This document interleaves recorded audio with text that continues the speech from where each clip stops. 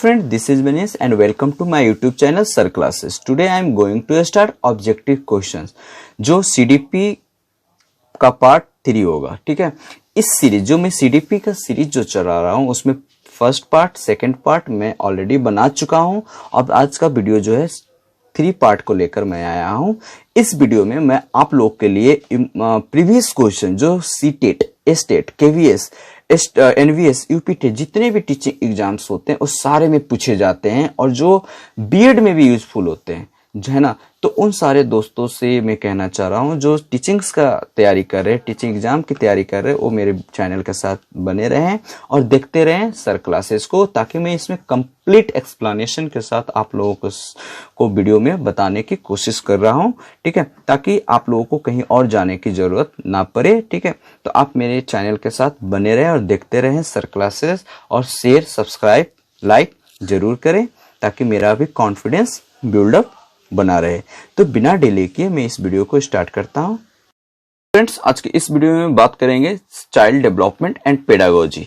Child development and pedagogy CDP के नाम से जो मैं सीरीज चला रहा हूं उसमें video number first and second में बता चुका हूं.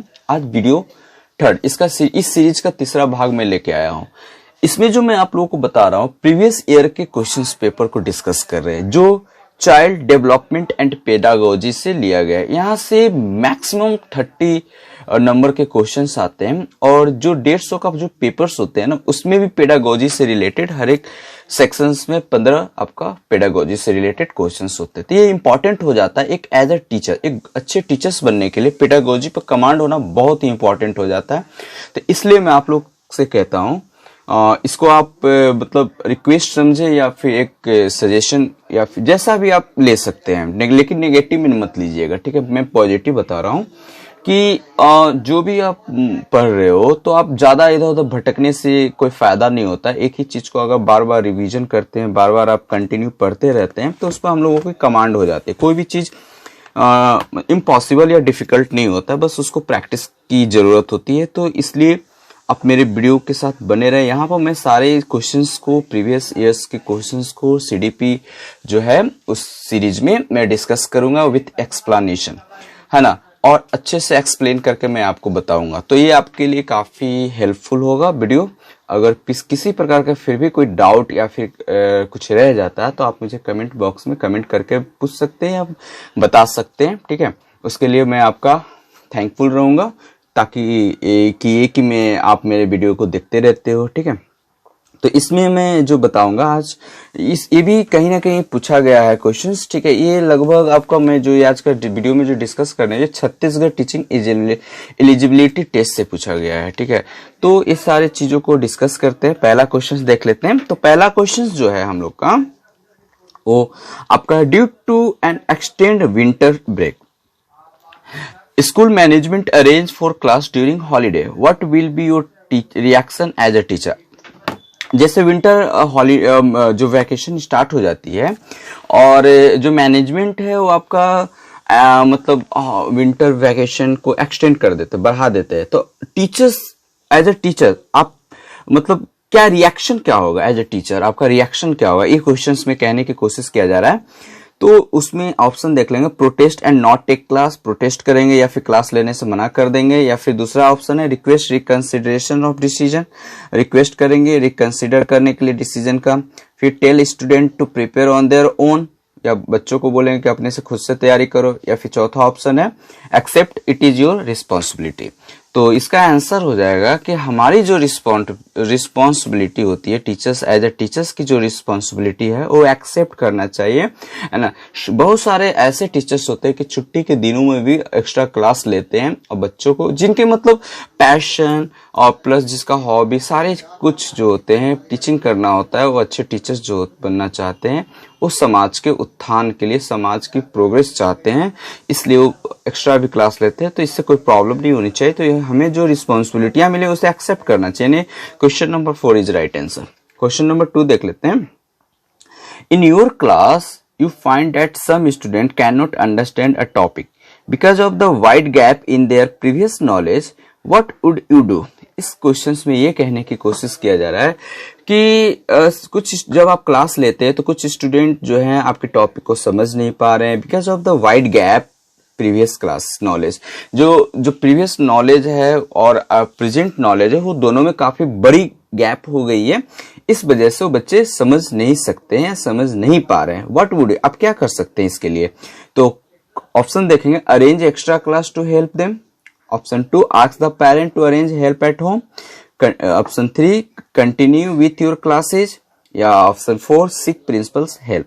तो पहला ऑप्शन है कि एक्स्ट्रा क्लास अरेंज करेंगे एक्स्ट्रा क्लास के लिए आप उन्हें, ताकि वो मदद हो सके जो टॉपिक समझ नहीं पा रहे हैं, जो गैप बन गई उस गैप को कम करने के लिए आप एक्स्ट्रा क्लास की अरेंज करेंगे। सेकंड ऑप्शन है, पेरेंट्स को बोलेंगे अरेंज करने के लिए क्लास को घर में। ये नहीं, ये बिल्कुल गलत है ना। कंटिन्यू विथ योर क्लास, आप बच्चों को जो समझ नहीं पाए उनको इग्नोर करके आप कंटिन्यू क्लास कर सकते हैं, ऐसा भी नहीं है, ये भी गलत ऑप्शन है। सीक प्रिंसिपल्स हेल्प, है ना, यानी जो प्रिंसिपल्स होते हैं उनसे हेल्प मांगेंगे, ये भी गलत है। तो पहला ऑप्शन इज राइट आंसर, यानी क्वेश्चन नंबर 2 का फर्स्ट ऑप्शन क्या होगा, सही है। क्वेश्चन नंबर 3 देखते हैं, है ना। इसमें कह रहा है क्वेश्चन कि a student of your class consistently display dishonesty and blame other frequently, he may be a cases of। तो यहाँ पे एक देखते हैं, क्वेश्चन नंबर 3 कह रहा है student of your class consistently display dishonesty. Consistently display dishonesty, ईमानदारी जो नहीं होता है, एंड ब्लेम करता है बार बार, he may be a cases of. उनके साथ क्या केसेस हो सकता है? May be low self esteem. Low self esteems का मतलब होता है आत्मसम्मान, लो मतलब कम, आत्मसम्मान, ओवर प्रोटेक्शन, या फिर बैड कंपनी, या फिर चाइल्ड एब्यूज। तो क्वेश्चन नंबर 3 का आंसर फर्स्ट जो हो जाएगा आपका, first option number first is right answer. Self esteem is a term used in psychology to reflect a person overall emotional evolution of their own worth. यानी self esteem जो होता है एक टर्म, ऐसा टर्म जिसको साइकोलॉजी में क्या किया जाता है, यूज किया जाता है to reflect person overall emotional को रिफ्लेक्ट करने के लिए, है ना, of their own worth. Next question number 4 देखते हैं। क्वेश्चन नंबर 4 है, a group of young children have become inattentive in the class. Which of the following strategy are more appropriate to regain their attention? है ना, जो बच्चे हैं young children की जो ग्रुप है वो क्लास में अटेंटिव नहीं है, इनअटेंटिव है। विच ऑफ द फॉलोइंग स्ट्रेटेजी, आप इस ऑप्शन में से कौन सा स्ट्रेटेजी ज्यादा सुटेबल है, अप्रोप्रिएट है, ताकि उनकी जो रिअटेंशन है वो गेन किया जा सके? तो देखेंगे ऑप्शन से चलते हैं। तो पहला, brief physical and mental activity. Second option, suspending the class for that period, है ना, या फिर बच्चों को सस्पेंड करना है अपने पीरियड में। या फिर थर्ड देखते हैं, asking children to be attentive, बच्चे से पूछना है कि क्या करना चाहिए अटेंड होने के लिए। Fourth, sending the class out for games, उससे क्लास से बाहर भेजना चाहिए गेम खेलने के लिए। तो इसमें से 4 ऑप्शन में से पहला ऑप्शन सही है, ताकि ब्रीफ यानी छोटा फिजिकल और मेंटल कुछ एक्टिविटी कराएंगे ताकि वो बच्चों को मतलब अटेंटिव हो सके। ये राइट आंसर है फर्स्ट, ठीक है। क्वेश्चन नंबर 5 देखते हैं। टीचिंग लर्निंग मटेरियल यानी TLM जिसको बोलते हैं, TLM teaching learning material should be use to, है ना, शुड बी यूज टू, क्यों करना चाहिए? तो मतलब करना चाहिए किस लिए? तो देखते हैं, मेक टीचिंग मोर यूजफुल, या फिर option second, make teaching impressive, या प्रोवाइड कंक्रीट एग्जांपल्स, या फैसिलिटेट लर्निंग। तो ऑप्शन 5 का जो होगा answer 4 is right answer. Actually देखे, it can support student learning and increase student success. TLM जो होता है जो बच्चे की लर्निंग को इंक्रीज करता है और उन्हें सक्सेस बनाने में हेल्पफुल होता है। एक पॉइंट से, एक TLM मीडियम से, मेथड से अगर आप पढ़ाते हैं तो सही टाइम पर कम समय में ज्यादा चीज आप पढ़ा सकते हैं। They can significantly increase the student achievement and learning by support effective learning materials. Question number 6 देखते। क्वेश्चन नंबर 6 है, the plan for a class project is ideally developed by. The plan for a class project is ideally developed by. तो जो plan है, the plan है class का project के लिए, वो किसके द्वारा डेवलप किया जाता है? तो ऑप्शन सुनेंगे, the teacher with the help of student, the student with the help of teacher, या the students by themselves, the teachers and parent. कह रहा है the teachers with the, teacher जो है स्टूडेंट के हेल्प से करेंगे, ठीक है। क्वेश्चन नंबर नेक्स्ट देखें, द स्टूडेंट जो है, स्टूडेंट जो प्रोजेक्ट बना रहे हैं क्लास में, जो प्लान कर रहे हैं, वो टीचर्स के हेल्प से करेंगे या द स्टूडेंट्स बाय देम से, टीचर स्टूडेंट खुद से करेंगे या फिर द टीचर एंड पेरेंट्स मिलकर करेंगे। तो option second is right answer. Second इसलिए राइट है क्योंकि बच्चे का प्रोजेक्ट में इम्पोर्टेंसी हो जाती है, उनकी रोल इम्पोर्टेंसी हो जाती है, इसीलिए वो टीचर्स की सहायता से वो प्रोजेक्ट को आगे बढ़ाएंगे। अब देखेंगे क्वेश्चन नंबर 7 देखते हैं कि Radha is extremely unwilling to share and prefer solitary activity. ठीक, राधा जो है मतलब तैयार नहीं है to share and prefer solitary activity, है ना। यहाँ पर जो solitary activity this indicate that मतलब कुछ शेयर करने के लिए या फिर बैठने के लिए वो अकेला रहना चाहती है, या अकेला कह सकते हैं एक्टिविटी को शेयर नहीं करती है। प्रेफर सॉलिटरी एक्टिविटी प्रेफर करती है अकेले रहने के लिए, अकेले एक्टिविटी करने में प्रेफर करती है, ग्रुप में रहना पसंद नहीं करती। तो एक किस चीज को इंडिकेट करता है? 7 का क्वेश्चन में डिस्कस कर रहा हूँ। ऑप्शन देखेंगे पॉपुलर चाइल्ड होने का, या फिर 7 का सेकंड ऑप्शन अ रिजेक्ट चाइल्ड, या फिर 3 अ जीलियस चाइल्ड शो करता है, या फिर ऑप्शन 4 हैप्पी चाइल्ड। तो क्वेश्चन नंबर 7 का आंसर हो जाएगा 2 जो है कि इसमें बोलता है reject child is someone who is strongly disliked by his peers. मतलब इसलिए हो जाता है कि ग्रुप्स के द्वारा उन्हें क्या डिसलाइक किया जाता है ना। रिजेक्ट चिल्ड्रन में tend to act withdraw quiet and happy. तो रिजेक्टेड चिल्ड्रन जो होते हैं, मतलब ग्रुप के द्वारा जो रिजेक्ट किए जाते हैं, tend to act withdrawn quiet unhappy, खुश नहीं रहने लगते हैं, शांत बैठ जाते हैं, है ना। विदड्रॉन क्लास विदड्रॉ कर देते हैं, छोड़ने लगते हैं, ये सारी चीजें उनमें आ जाता है। यानी कहने का मतलब है कि पीयर ग्रुप जो होता है, जो साथी संगति होता है, फ्रेंड्स होते हैं, उनके द्वारा रिजेक्ट करने के बाद ये सब सारे गुण उनमें डेवलप होने लगती है। ठीक है। क्वेश्चन नंबर 8 देखते हैं। क्वेश्चन नंबर 8 कह रहा है कि विच of the statement given below is not true for corporal punishment. अब यहाँ पर बात करते हैं कि कॉर्पोरल पनिशमेंट क्या होता है। तो कॉर्पोरल पनिशमेंट का मतलब होता है शारीरिक या फिर शारीरिक दंड देना। ठीक है। तो विच of the statement given below is not true, इसमें से कौन जो नहीं है 4 ऑप्शन में से कि जो कॉर्पोरल पनिशमेंट को शो करता है। तो पहला, it help in disciplining peoples.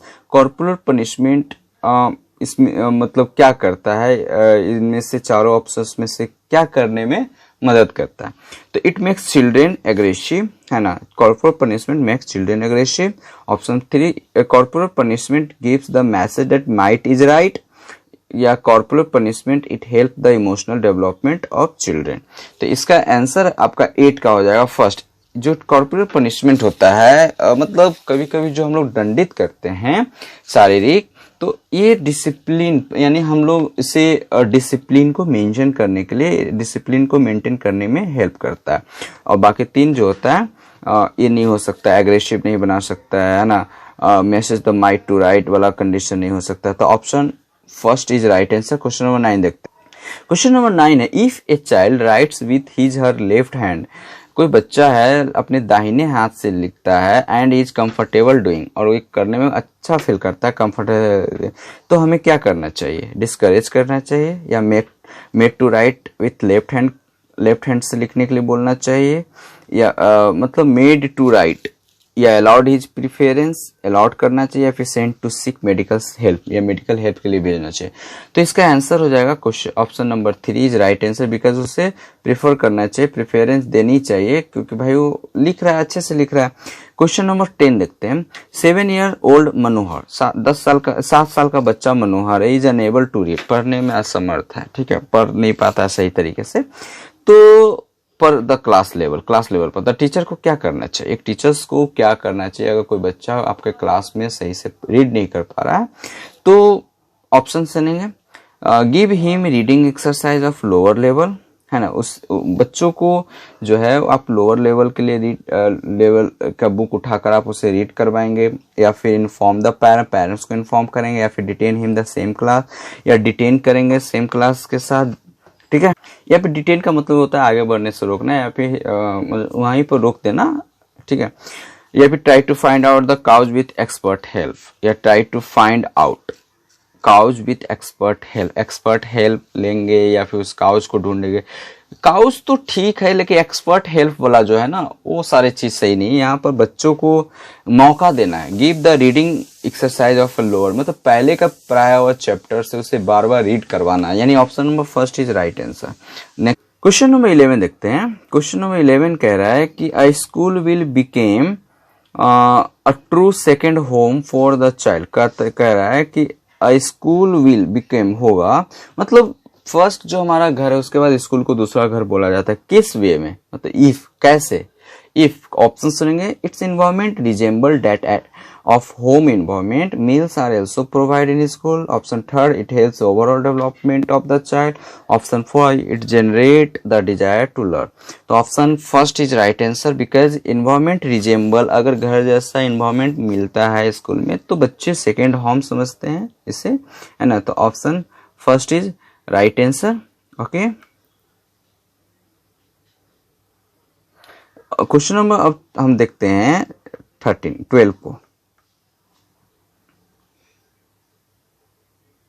Question number 12 देख लीजिए कि विच of the most unreliable predictor of the level of child educational achievement. तो विच मोस्ट रिलायबल प्रेडिक्टर, इसमें से कौन सा मोस्ट अनरिलायबल प्रेडिक्टर है जो चाइल्ड एजुकेशनल अचीवमेंट से प्रेफर नहीं करता। पहला, बैकग्राउंड ऑफ द पेरेंट्स, बिल्कुल ये पेरेंट्स के बैकग्राउंड जो होता है उससे अचीवमेंट और चाइल्ड एजुकेशनल अचीवमेंट अफेक्ट करता है। नेक्स्ट, क्लास बिहेवियर, ये भी। सोशियो इकोनॉमिक स्टेटस, ये भी। Height and weight of the child, ये आपका हाइट एंड वेट जो होता है ये आपका चाइल्ड एजुकेशनल अचीवमेंट में हेल्प नहीं करता है। बाकी तीनों ऑप्शन इज राइट है, ये फोर्थ इज ठीक है, फोर्थ सही होगा यहाँ पर ऑप्शन क्वेश्चन के अकॉर्डिंग। अब नंबर 13 देखते हैं। अ फर्स्ट जनरेशन लर्नर में express the greatest difficulty with. First generation learner के साथ जो ग्रेटेस्ट डिफिकल्टी हो रही है वो क्या हो रही है, मतलब writing in worksheet, self study, long answer questions या लर्निंग फर्स्ट लैंग्वेज।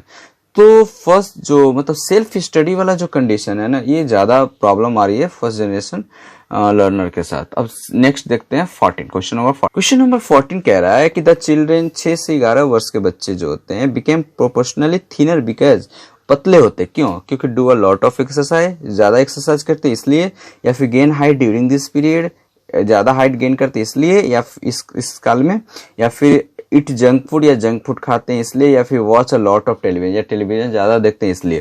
तो इसका राइट आंसर जो हो जाएगा आपका गेन हाइट। इस 6 to 11 जो साल होते हैं, इस साल में बच्चे जो इस एज में बच्चे काफी ज्यादा हाइट गेन करते हैं, इसलिए जो हाइट मतलब so all the energy is consumed in gaining height. Okay, next 15 देखते हैं। रतीश जो है एक 9 साल का बच्चा है, misbehave in the class, misbehave करता है क्लास में। What should the teachers do, क्या करना चाहिए टीचर्स को इस बच्चे के साथ, क्या उसे पनिश कर देनी चाहिए, इग्नोर कर देना चाहिए, काउंसिल करना चाहिए, या फिर इन्फॉर्म द पेरेंट्स को इन्फॉर्म करना चाहिए। तो इसका ऑप्शन क्या हो जाए, ऐसे काउंसिल का मतलब होता है सलाह देना या फिर एडवाइस, परामर्श। तो यहाँ पे न पनिश, नहीं पेरेंट्स को इन्फॉर्म और नहीं इग्नोर करना है, उसे सलाह देना है, समझाना है, मोटिवेट करनी है बच्चा का, ताकि वो अपने बिहेवियर को, मिसबिहेव को सुधार सके।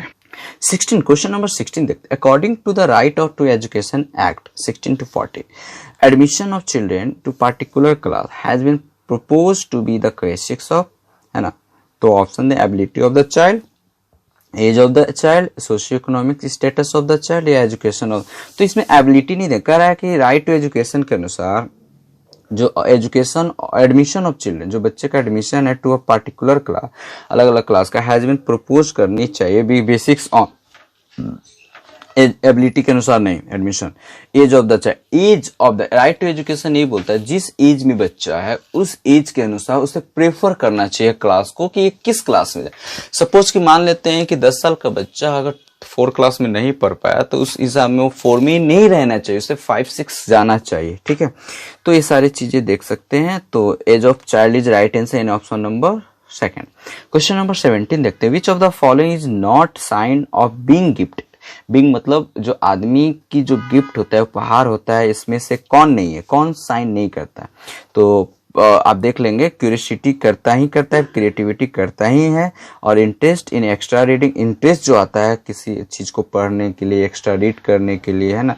ये सारे चीजें जो होती है मतलब हमारा गिफ्टेड है, एक और गिफ्टेड आपका इनोवेशन जो है, innovation, creativity, curiosity, interest in extra reading या फिर एनीबॉडी, ये सारे गॉड गिफ्टेड है या फिर बीइंग गिफ्टेड है। तो इसमें ऑप्शन जो हो जाए वो नहीं होगा, यानी पुअर रिलेशनशिप विथ पीयर, यानी जो रिलेशनशिप है दोस्तों के साथ वो पुअर, गंदा, ये आपका बीइंग गिफ्टेड नहीं है। तो राइट आंसर 3 हो जाएगा, ऑप्शन 3। ओके, क्वेश्चन नंबर 18 देख। क्वेश्चन नंबर 18 कहता है CCE का मतलब क्या होता है। तो CCE का इसका ऑप्शन ABC 3 करके है, तो इसका 3 is right answer. Continuous and comprehensive education, इसका जो होगा option number 3 is right answer. जो comprehensive CCE stand for continuous and comprehensive evaluation जो है, द मेन एम ऑफ, इसका जो मेन होता है कि जो इवैल्यूएट करना every aspect of the child, बच्चे की हर एक एस्पेक्ट को इवैल्यूएट करना, जांचना है during presence at the school, school के पढ़ते समय में, स्कूल में प्रेजेंट रहते समय उसे हर एक एस्पेक्ट को इवैल्यूएट करना है, यानी कंटिन्यूअस एंड कम्प्रहेंसिव इवैल्यूएशन करना है। इसका फुल फॉर्म काफी इंपॉर्टेंट है, ठीक है। क्वेश्चन नंबर 19 देखते हैं। Which of the following behaviours is not expected of 6 years old child, इसमें से कौन सा बिहेवियर 6 साल के बच्चे के साथ एक्सपेक्ट नहीं किया जा सकता है। तो पहला देखेंगे, clay modelling without soling the clothes, है ना। मॉडलिंग मतलब जो आपका क्ले बनाना, मिट्टी का, वो सब मॉडल करना, बनाते रहता है बच्चा, कुछ भी ये कर सकता है बच्चा, है ना।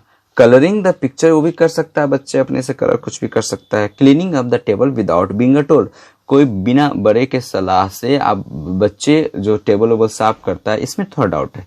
सिंगिंग एंड डांसिंग, ये भी डांस सकता है, गा सकता है, गुनगुना सकता है ना। लेकिन जो बिना बड़े की सलाह पर 6 साल का बच्चा कुछ अपना वो काम नहीं कर सकता, क्योंकि जो 6 साल का बच्चा होता है, age can not apply their mind of their own, so they need an instructor, उन्हें जरूरत होती है एक इंस्ट्रक्टर, गाइड की जरूरत होती है, ठीक है। क्वेश्चन नंबर 20 देखते हैं कि what is the aim of group activity in classroom teaching, है ना। जो क्या एम होनी चाहिए ग्रुप एक्टिविटी का, क्लासरूम टीचिंग जो हो रहा है उस एक्टिविटी का, ग्रुप एक्टिविटी का क्या एम होनी चाहिए। तो ऑप्शन है, to reduce the workload of the teacher, teachers के वर्कलोड को रिड्यूस करना है, या फिर to make most children participate in learning, या फिर to clarify the concept effectively, या to provide freedom to student. तो इसका राइट आंसर हो जाएगा कि ये जो ग्रुप एक्टिविटी हम क्लास में करवाते हैं टीचर, उसका मेन जो एम है वो ज़्यादा से ज़्यादा बच्चे, most children participate in learning, ज़्यादा से ज़्यादा वो बच्चे पार्टिसिपेट कर सके, है ना, लर्निंग में। ये सारी चीज़ें हैं। Question number 21। क्वेश्चन नंबर 21 ये कह रहा है कि which principle state that best learning take place when the teacher is successful in arousing the interest of student. कह रहा है कि इसमें विच प्रिंसिपल, इस प्रिंसिपल में से कौन सा principle best learning take place, teacher is successful when the teacher is successful in arousing the interest of, अगर बच्चे के अंदर में कोई अराउज करने में, उसकी डेवलपमेंट करने में अगर सफलता मिलती है, तो इसमें से कौन सा प्रिंसिपल बेस्ट है। तो ऑप्शन देखेंगे, principle of motivation, principle of stimulation, principle of goal setting, या प्रिंसिपल ऑफ एसोसिएशन। तो principles of stimulation is right answer, principle is stimulation is right answer. हम ऐसे स्टिमुलेशन का डिस्कस करेंगे अब हम नेक्स्ट वीडियो जो हम आपके लिए लाएंगे, उसमें मैं कंप्लीट बिहेवियरिस्ट थ्योरी में बताएंगे, टीचिंग ऑफ लर्निंग का लेकर, उसमें मैं 4 बिग बिहेवियरिस्ट का एक्सप्लेन करें, Ivan Pavlov, Edward Thorndike, John B Watson, BF Skinner, इन्होंने कौन कौन सा थियरी दिया है, वो काफ़ी इंपॉर्टेंट है सीटेट टेस्टेड जितने भी टीचिंग एग्जाम्स होते हैं सारे के लिए। तो मैं अभी बता दूं, स्टिमुलस रिस्पॉन्स जो थ्योरी है, इसको क्लासिक कंडीशनिंग भी कहा जाता है, जो आइवन पैवलोव के द्वारा दिया गया था, ठीक है। 22 देखते हैं। 22 में क्या है, शिवांगी जो है एक स्टूडेंट है 4 क्लास की, usually take away things belong to her classmate, ले लेती है क्वाइटली, शान से चुरा, मतलब इसको बोल सकते हैं चुरा लेती है। द टीचर शुड, टीचर को क्या करना चाहिए, पनिश करना चाहिए उसे, या try to understand the reasons, या फिर ignore considering its child like behaviour, या कंप्लेन टू द पेरेंट्स को कंप्लेन भी नहीं करना है, उसे पनिश भी नहीं करना है, उसके बिहेवियर को इग्नोर भी नहीं करना है। तो क्या करना है, उसे समझाना है, ट्राई टू अंडरस्टैंड उसका इस बिहेवियर को, या फिर उसे समझना है कि आखिर ये ऐसा क्यों कर रही है, अंडरस्टैंड द रीजंस को समझना है। क्वेश्चन नंबर 23 देखते हैं। Which of the following statement is not correct, some children come to school without breakfast. Some children like strict teachers. इसमें से मतलब सही नहीं है कह रहा है. A child with special need is always aware of it. Children copy the behavior of their parent. ये सारे negative point. Some children come to school without breakfast. ये भी गलत है जो है ना. तो और चिल्ड्रन कॉपी. तो फिर से एक बार देखते हैं. Which of the following statement is not correct. Some children come to school without breakfast. कुछ बच्चे जो होते हैं बिना नाश्ता किए जो हो जाते हैं आ जाते हैं. कुछ बच्चे जो होते हैं strict. Some children like strict teacher है ना. कुछ बच्चे जो होते हैं स्ट्रिक्ट टीचर्स को लाइक करते, बिल्कुल सही है. Children copy the behaviour of the parents की जो बिहेवियर को कॉपी करते हैं. ठीक है, तो इसमें से क्या हो जाएगा आंसर सही. Third number. A child with a special need. Child जो होता है कि स्पेशल नीड के साथ is always aware of it. ये गलत है. ठीक है, क्वेश्चन नंबर 24 देखते. Which of the following may be the least appropriate activity to start day in school. तो इसमें से कौन जो है कि लिस्ट अप्रोप्रिएट एक्टिविटी जो है हमें to start day in school. Quiz, assembly, giving homework या फिजिकल ट्रेनिंग. कैसे क्लास को या फिर पहला दिन जो है या स्कूल को कैसे डे को स्टार्ट करना चाहिए. तो यहाँ पर लिस्ट अप्रोप्रिएट मतलब असेंबली करवाना है ना. क्विज भी होनी चाहिए, फिजिकल ट्रेनिंग भी होनी चाहिए, लेकिन जो ज़्यादा होमवर्क भी देना है तो लेकिन लिस्ट अप्रोप्रिएट में आ जाता है इससे. तो गिविंग होमवर्क से लिस्ट अप्रोप्रिएट काफ़ी मतलब ये आपको देख सकते हैं कि क्वेश्चंस को फंसाने की कोशिश किया जा रहा है ना.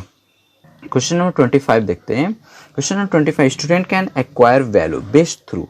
स्टूडेंट जो है एक्वायर कर सकते हैं वैल्यू को किसके through. Option teaching, good role models, obeying parents and teachers, reading religious book. तो इसका आंसर हो जाएगा आपका 2 गुड रोल मॉडल के अकॉर्डिंग. इसमें क्या होता है गुड रोल कि रोल मॉडल जो होते हैं is a person who inspire और encourage us to strive for greatness, live to our fullest potential and see the best in ourselves.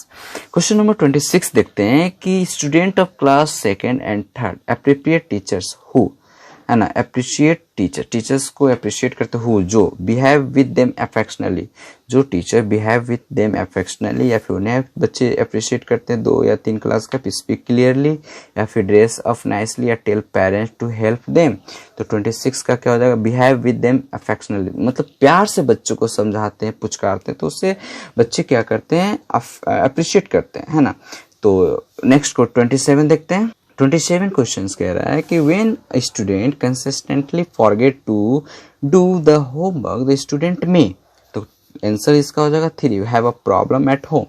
when student कह रहा है जब student consistently forget to do the homework करना भूल जाता है तो स्टूडेंट को may हो सकता है be a naughty child, वो naughty child है या फिर lazy student या फिर कुछ प्रॉब्लम है घर में या फिर not liking the subject.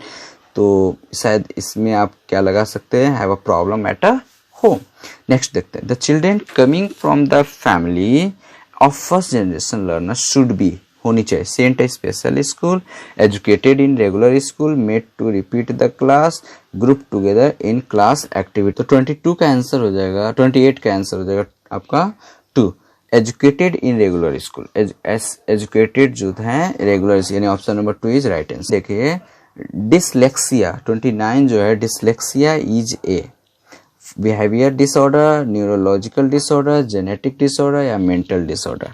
तो 29 का आंसर हो जाएगा आपका न्यूरोलॉजिकल डिसऑर्डर. देखिए पिछला हम लोग डिस्कस किया था डिसलेक्सिया. हम लोगों ने पिछले CDP 2 में भी डिसलेक्सिया के बारे में डिस्कस किया था कि बच्चे जो होते हैं यहाँ पर मतलब उन्हें प्रॉब्लम होती है, ट्रबल्स होती है the reading despite normal intelligence. Normal way में जो पढ़ना से उन्हें मतलब पढ़ नहीं पाते हैं, बुक्स को लिख नहीं पाते हैं डिसलेक्सिया में, ये सारी चीज़ें. तो ये न्यूरोलॉजिकल डिसऑर्डर के बारे में बात करता है कि डिसलेक्सिया जो होता है trouble with reading despite normal intelligence.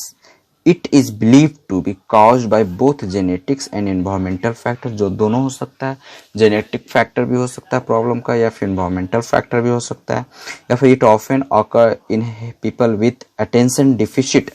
इसका फुल फॉर्म ADHD मैंने बताया था कि attention deficit hyper activity disorder and is associated with similar difficulty with number. तो डिसलेक्सिया में मेन जान लीजिए कि इस पे बच्चे जो होते हैं पढ़ नहीं पाते हैं, सही से लिख नहीं पाते हैं. ठीक है. announced Atulya. And now Atulya finished all her work quickly during the class.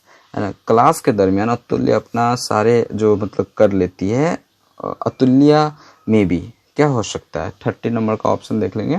3 a gifted child, अगर सारे में चीज़ें में आगे रहते तो गिफ्टेड चाइल्ड है पहला। ADHD तो होगा नहीं, जो डिसलेक्सिया से रिलेटेड है ना। Attention deficit hyper activity disorder बिल्कुल नहीं होगा। और नॉटी चाइल्ड अगर रहती तो जल्दी नहीं कर पाती, या फिर और अटेंशन सीकर अगर अटेंशन करने में सीकर होगी तो नहीं कर पाएगी, या फिर gifted child is right answer, यानी 3rd इज राइट आंसर।